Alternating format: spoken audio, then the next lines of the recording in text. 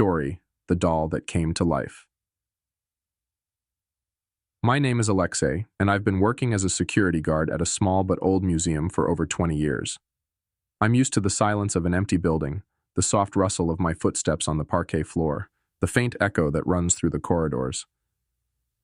But one evening, a routine patrol turned into the most terrifying experience of my life. In one of the museum's halls, there's a small display case filled with antique toys, faded teddy bears, wooden horses, and of course, a doll. At first glance, the doll is nothing special. Porcelain face with soft features, a worn-out dress in early 20th century style, and neat curls under a bonnet. She always sat in the case, motionless and peaceful, just like old toys are supposed to be. But as it turned out, this doll has a secret that I wish I had never discovered. That evening, as I made my final round before closing, I felt something strange, a barely noticeable unease, as if someone was watching me. The feeling grew stronger as I approached the toy display. My heart started beating faster, and I found myself unable to tear my gaze away from the doll. Her eyes, which had always seemed empty and lifeless, suddenly appeared to be filled with a strange glimmer, as if they were watching my every move. I tried to convince myself that it was just my imagination, a play of light or fatigue. But something inside me whispered that this wasn't the case. Suddenly, it seemed to me that the doll's head was slowly turning towards me. At first, I didn't believe my eyes, attributing it to a reflection in the glass case. But the longer I stared, the more obvious it became that this was no illusion. The doll was really moving. Goosebumps crawled over my skin, and I felt cold sweat running down my back. I took a step back, but I couldn't look away from her face. And then something completely unbelievable happened. The doll opened its mouth and made a barely audible whisper. I couldn't make out the words, but that sound, quiet, sinister, froze the blood in my veins. An inner voice urged me to leave immediately, but I felt glued to the spot. Then I took out my phone and turned on the camera to record what was happening. My heart was pounding and my hands were trembling. I held the phone at eye level, capturing every movement of the doll. And suddenly on the screen, I noticed something horrifying. Her face began to change.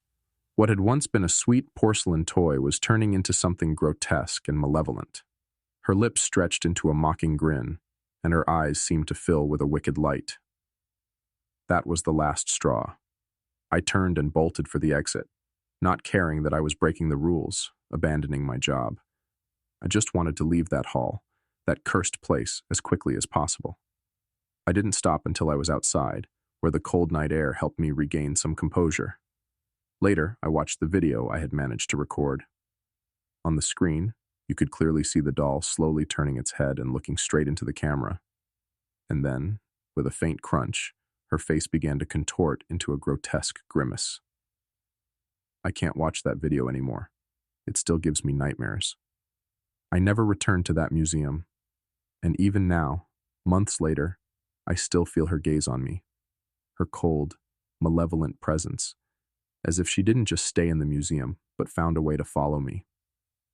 Sometimes at night, waking up in a cold sweat, I hear the whisper, the same one she made that night. And I know it's not just a trick of my mind. That doll is alive, and she continues to watch me.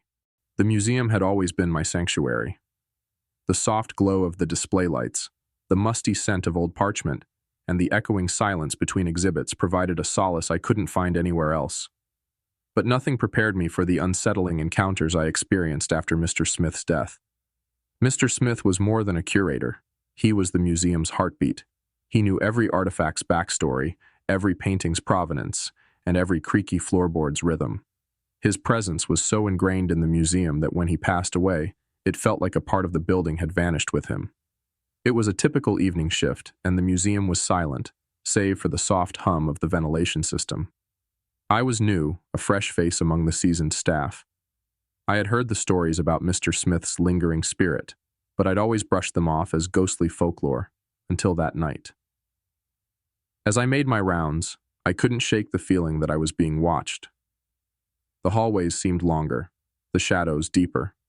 I passed the old office, Mr. Smith's old haunt, and noticed that the light in the corridor flickered oddly. I checked the bulb, but it was fine. I moved on, trying to ignore the creeping unease that tightened in my chest. It was in the library that the real terror began. The library was my least favorite part of the museum. Rows upon rows of ancient tomes and artifacts seemed to whisper their secrets, and the air was thick with dust. As I scanned the room, my flashlight beam swept across the rows of bookshelves. That's when I saw it. At the far end of the hallway, barely illuminated by the flickering light, stood a figure. Tall, thin, and unmistakably dressed in a tweed jacket. The same jacket Mr. Smith had always worn. My heart pounded in my chest as I called out, "Hello? Is someone there?" The figure didn't move. It stood rigid, its form growing hazy at the edges. The beam of my flashlight seemed to pass through it, but my instincts screamed at me to move. I stumbled back, trying to keep my eyes on the figure as I fumbled for my radio. The figure was gone in an instant, vanished into the oppressive darkness. Shaking, I scoured the entire wing, searching for any sign of someone, anyone. But the library was empty, the silence almost deafening. I was alone, but the feeling of being watched was more intense than ever. The next day, I spoke with some of the older staff members. Their reactions were a mix of amusement and sympathy. They told me that Mr. Smith had been a guardian of the museum in life, and it seemed he hadn't quite let go of his duties in death. They spoke of the flickering lights, the whispers of names, and the fleeting shadows that had become part of the museum's nightly routine. Some took comfort in the idea that Mr. Smith was still present, watching over the artifacts he had dedicated his life to. Others, like myself, couldn't shake the lingering fear of the unknown. Each creak of the floorboards, every whisper in the dark, was a reminder that Mr. Smith's presence was very much alive, or perhaps very much dead. I don't know if I believe in ghosts, but I do believe in the power of stories. And the story of Mr. Smith's lingering presence is one that will stay with me, haunting the edges of my mind as I navigate the museum's shadowed halls.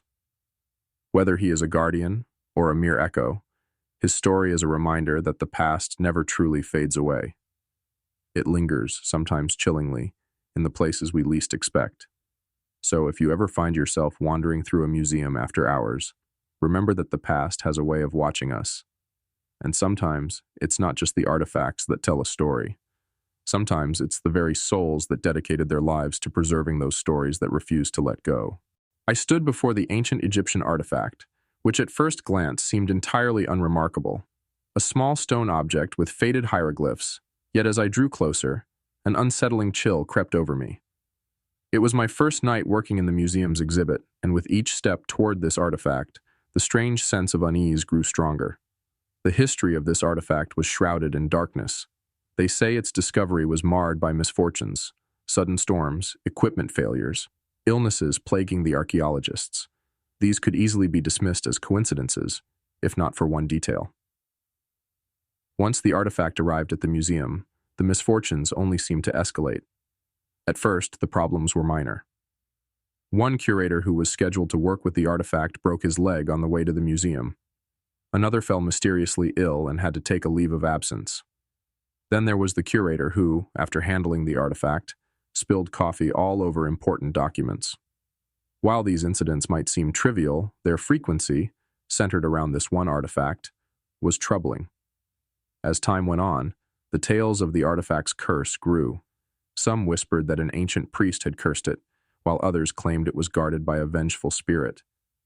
Museum visitors reported feeling a strange chill near the artifact, a cold spot that seemed to follow them as they moved through the exhibit.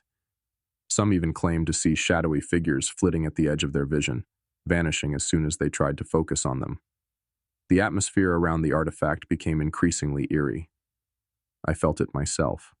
As I drew nearer, the air grew noticeably colder. My legs began to tremble and goosebumps prickled the back of my neck. Even after stepping away, it felt as if the artifact's presence was still looming over me, as if its curse had become a part of my being. The museum staff, of course, dismissed the stories as superstition, but even they admit that there is something undeniably strange about the artifact.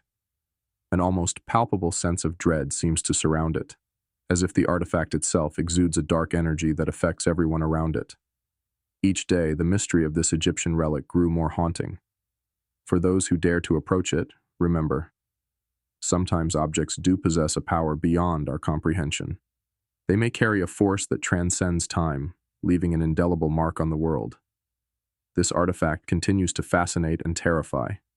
It serves as a reminder that some things are best left unexplored, for the dark beginnings they may hold could be beyond our understanding.